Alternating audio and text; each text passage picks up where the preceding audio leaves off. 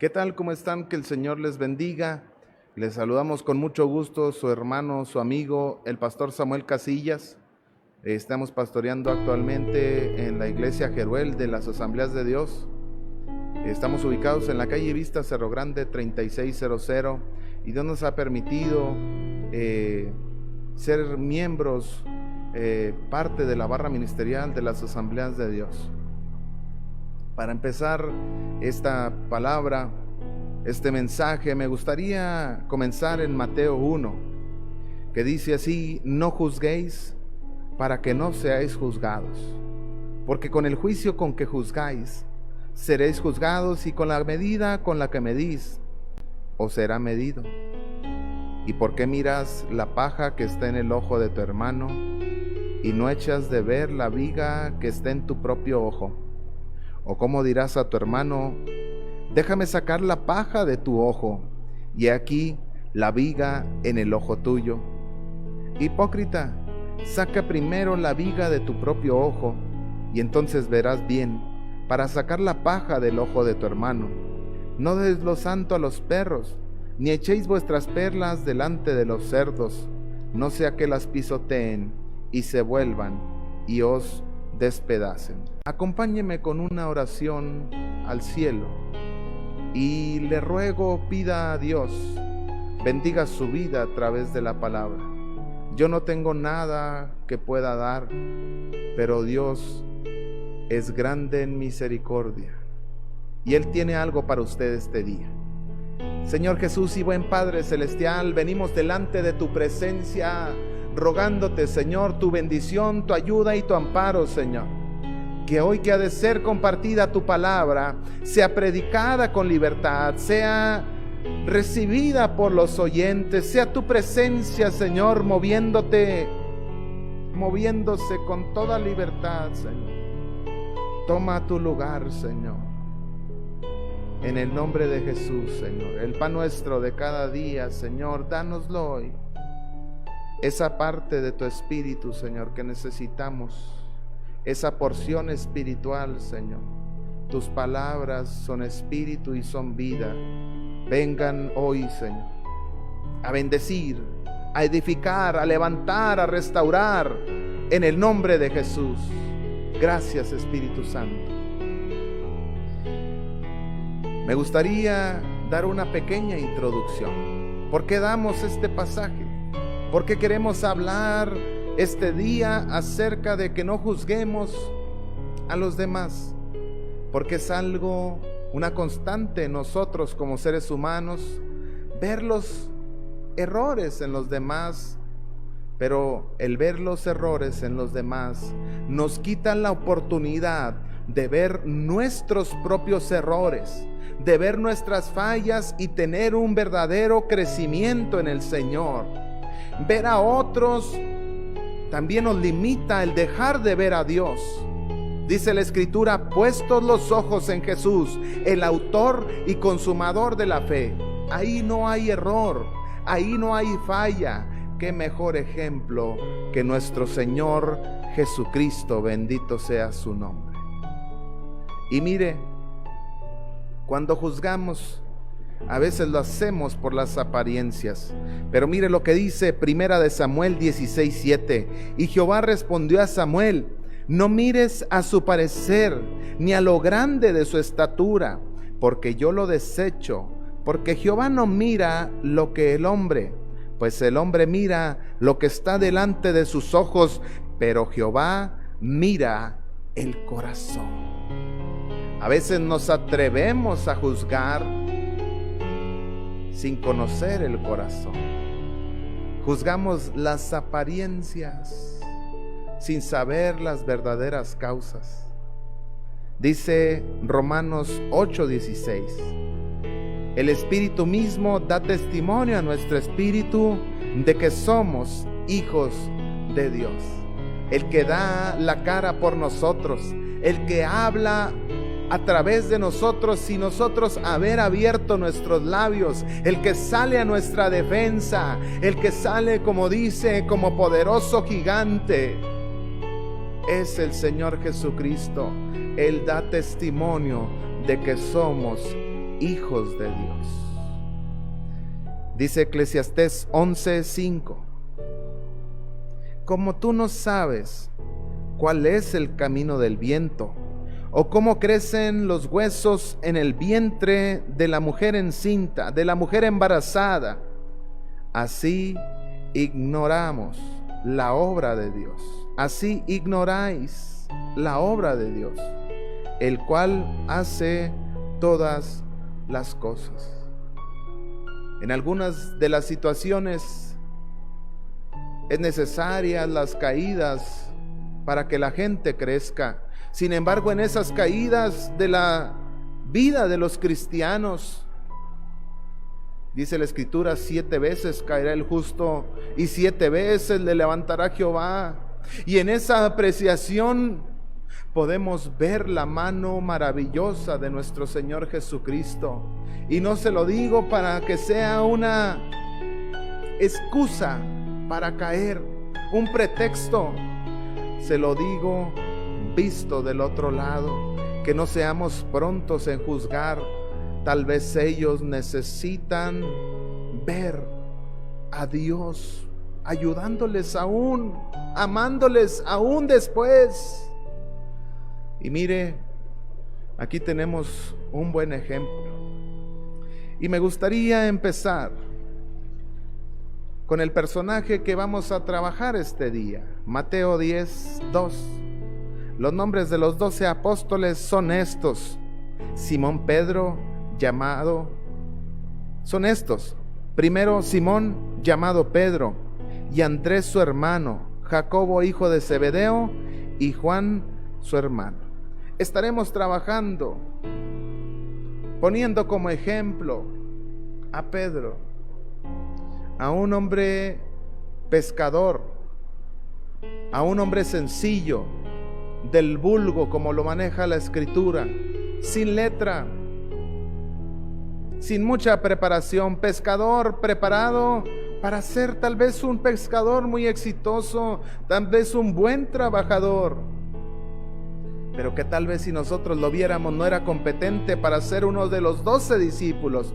Tal vez pudiéramos ver a Mateo ahí recaudando los impuestos como un buen candidato, un hombre ordenado, tal vez responsable, pero no a Pedro, no a un simple pescador.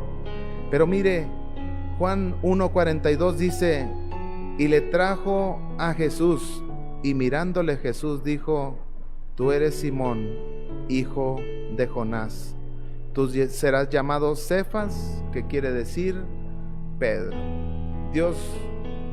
Jesús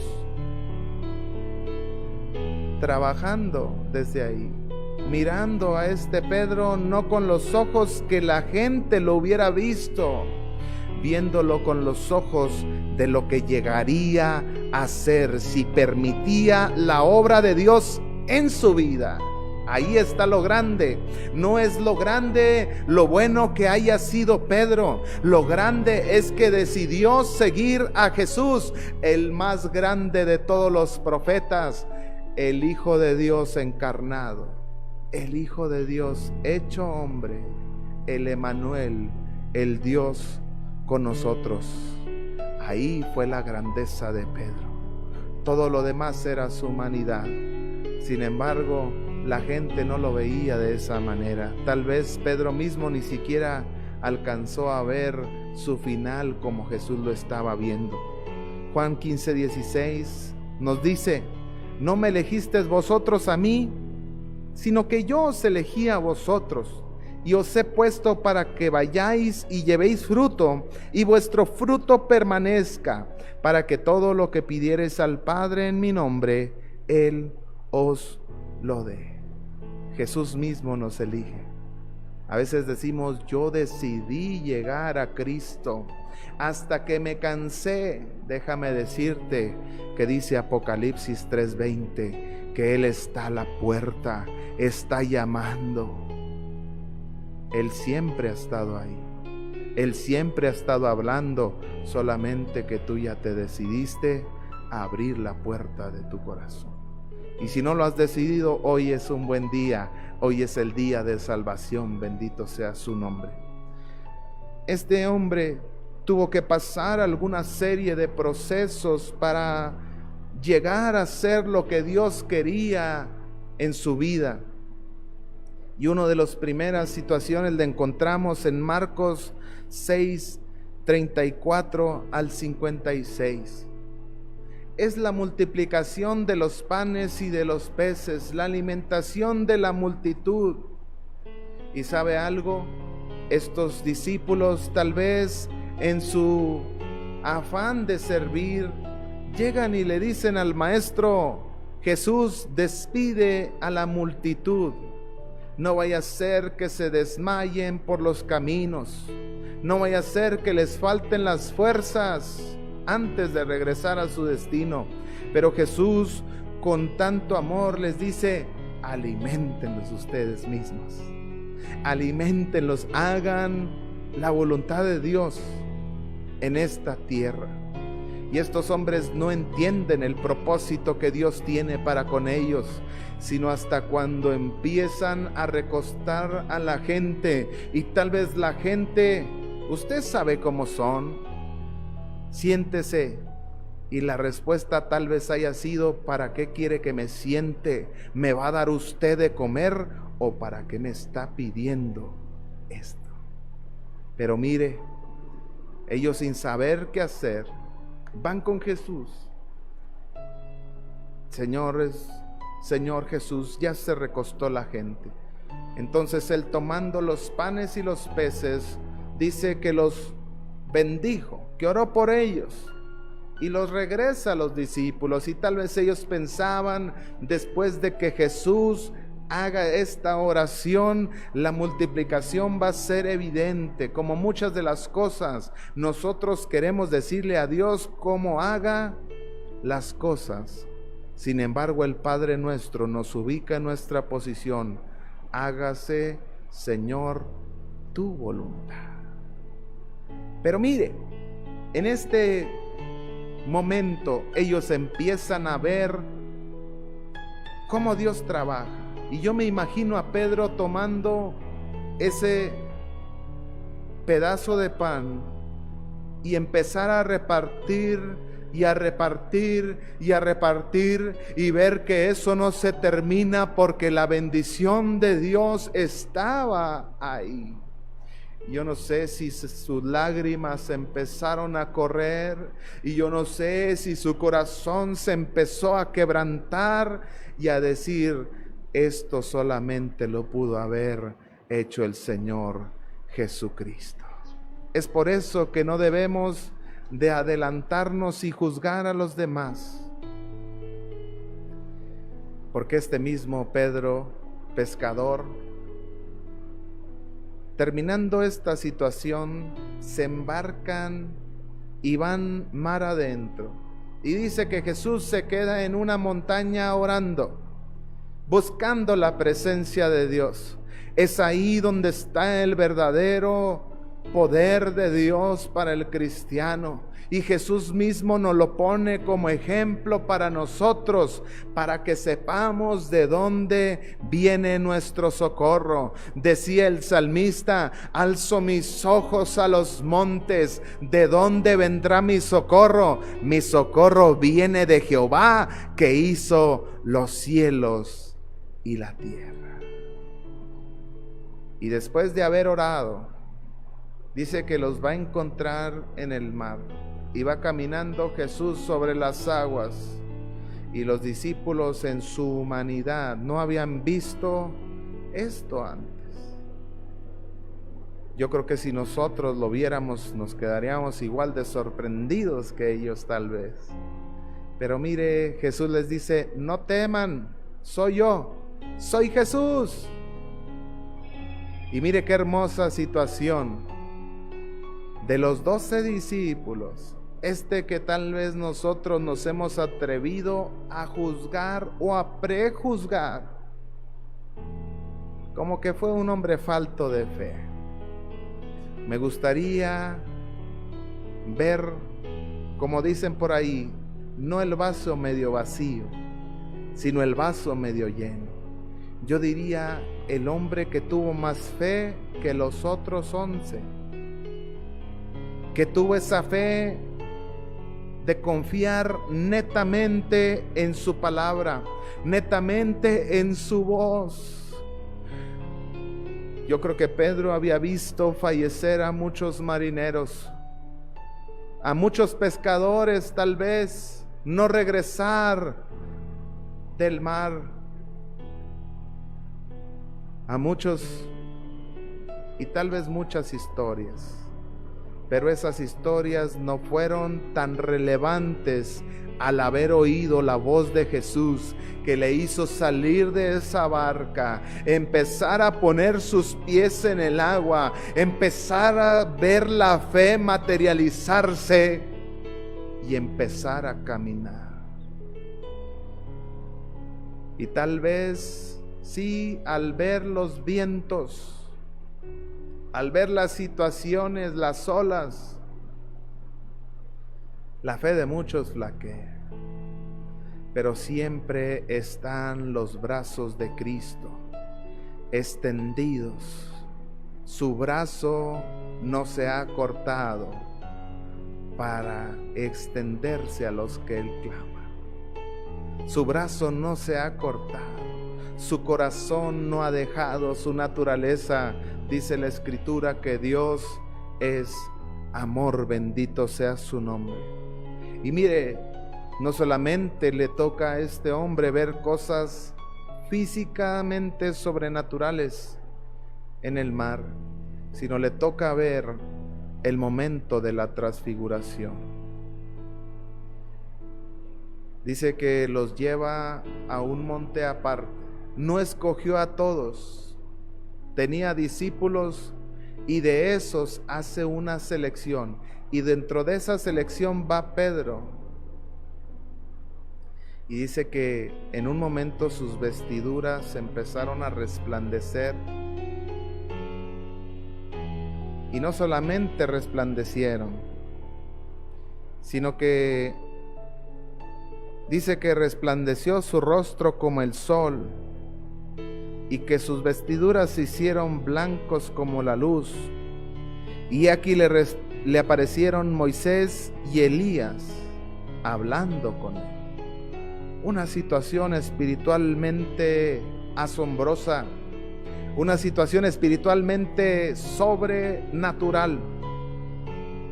Y este hombre en su humanidad, como todos, quiere hacer una serie de ídolos, una serie de enramadas, no solamente para Jesús, sino para esos grandes hombres de Dios.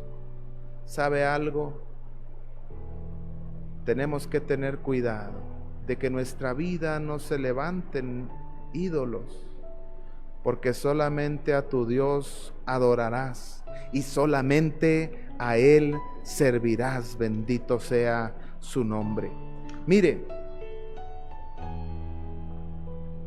no solamente ve la transfiguración, sino que da una confesión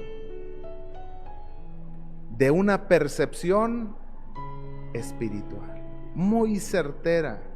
Mateo 16, del 13 al 20, dice el 15, y le dijo: ¿y vosotros quién decís que soy yo?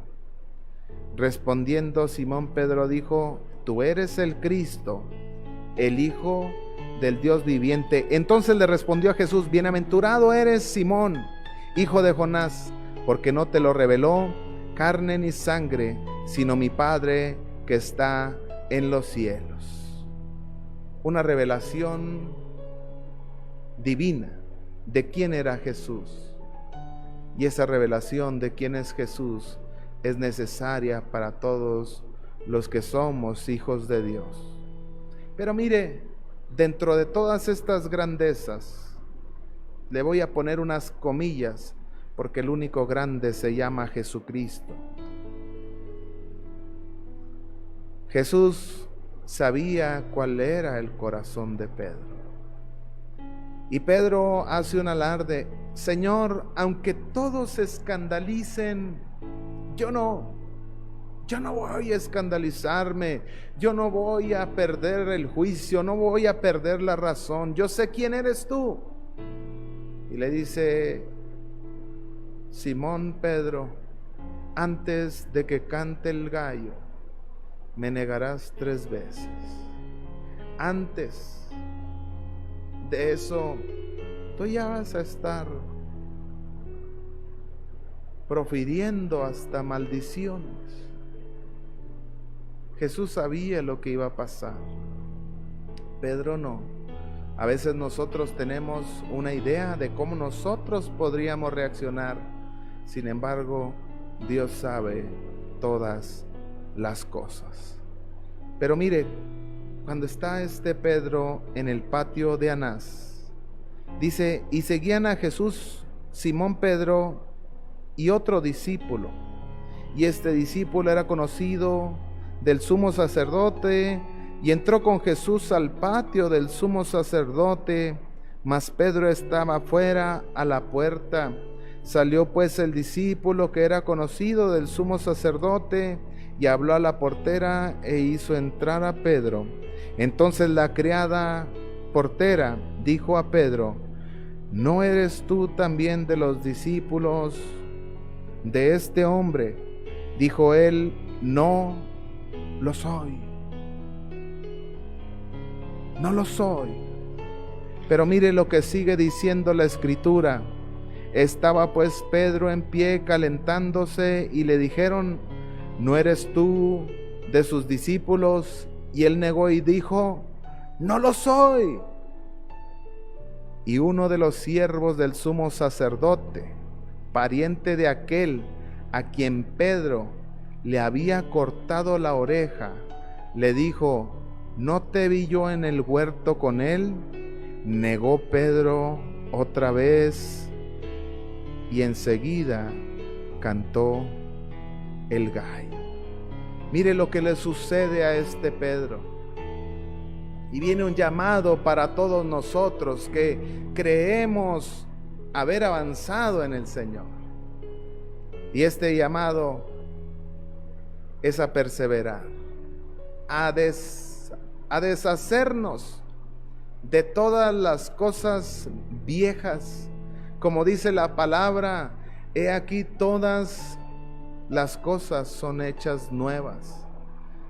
Pedro lo identifican porque en el huerto, después de haber caminado con Jesús, después de haber visto a Jesús, después de haber visto sus milagros, todavía conservaba su espada. Y mire que corta esta oreja, pero no era su intención tal vez cortarle la oreja, tal vez quería cortarle la garganta. Y el hombre, al sacarse a un lado, dicen algunos comentaristas, lo que sucede es que corta la oreja. Tantas experiencias con Jesús. Y es por eso que no debemos de adelantarnos a juzgar. Este hombre fuerte, aguerrido, cortando la oreja de hombre que tal vez venía a apresar a Jesús,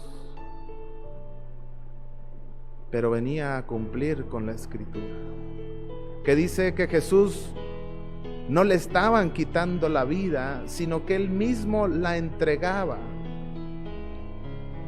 Pero ¿sabe algo?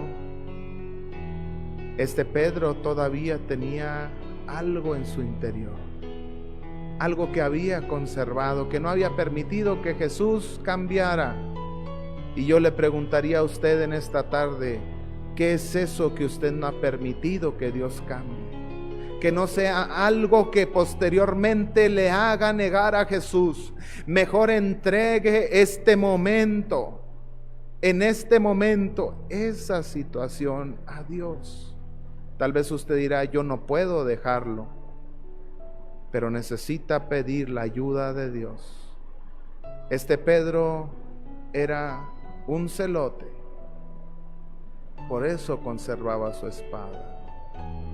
Por eso creía que un día iban a ganar por la fuerza. Pero dice la Escritura, no es con espada ni con ejército, sino con mi Santo Espíritu, ha dicho el Señor. Y mire, voy a cerrar esta palabra. Dice Juan 21. Después de esto, Jesús se manifestó otra vez a sus discípulos junto al mar de Tiberias, y se manifestó de esta manera. Estaban juntos Simón Pedro, llamado Dídimo, Natanael, el de Cana de Galilea, los hijos de Zebedeo y 2 de sus discípulos. Simón Pedro le dijo, voy a pescar, y ellos le dijeron, vamos nosotros también contigo. Fueron y entraron en una barca, y aquella noche no pescaron nada. Cuando ya iba amaneciendo, se presentó Jesús en la playa, mas los discípulos no sabían que era Jesús. Y les dijo, hijitos, ¿tenéis algo de comer? Le respondieron, no. Él les dijo, echad la red a la derecha de la barca y hallaréis. Entonces la echaron y no la podían sacar por la gran cantidad de peces. Mire que este Pedro no solamente había negado a Jesús, sino que ya estaba volviendo a sus viejos rudimientos, a su vieja manera de vivir, pero no había podido pescar nada, porque Dios lo había llamado a ser un pescador de hombres. Lo había llamado a un propósito más grande. Si Dios le ha llamado a un propósito más excelente, no se dé por vencido, no vuelva atrás, permita la obra de Dios en su vida. Y si usted está firme, no juzgue a los demás. Permita que Dios trabaje en su vida. ¿Qué más nos dice la Escritura? Entonces aquel discípulo a quien Jesús amaba dijo a Pedro, es el Señor. Simón Pedro, cuando oyó aquel que era el Señor, se ciñó la ropa porque se había despojado de ella y se echó al mar. Y los otros discípulos vinieron a la barca arrastrando la red de peces, pues no distaban de tierra sino como 200 codos. Al descender a tierra vieron brasas puestas y un pez encima de ellas y pan. Jesús les dijo, traed a los peces que acabáis de pescar. Subió Simón Pedro y sacó la red a la tierra, llena de grandes peces, 153. Y aun siendo tantos, la red no se rompió. Pero mire, qué hermosa exclamación. Era ya la tercera vez que Jesús se manifestaba a sus discípulos después de haber resucitado de los muertos. Y voy a cerrar con esto. Ponga mucha atención. Cuando hubieron comido, Jesús dijo a Simón Pedro, Simón, hijo de Jonás, ¿me amas más que a estos? Primera vez. Le respondió, sí, Señor, tú sabes que te amo. Y le dijo, apacenta a mis corderos. Volvió a decirle la segunda vez, Simón, hijo de Jonás, ¿me amas? Pedro le respondió, sí, Señor, tú sabes que te amo. Le dijo, pastorea a mis ovejas. Le dijo la tercera vez, Simón, hijo de Jonás, ¿me amas? Pedro se entristeció de que le dijese la tercera vez, ¿me amas? Y le respondió, Señor, tú lo sabes todo, tú sabes que te amo.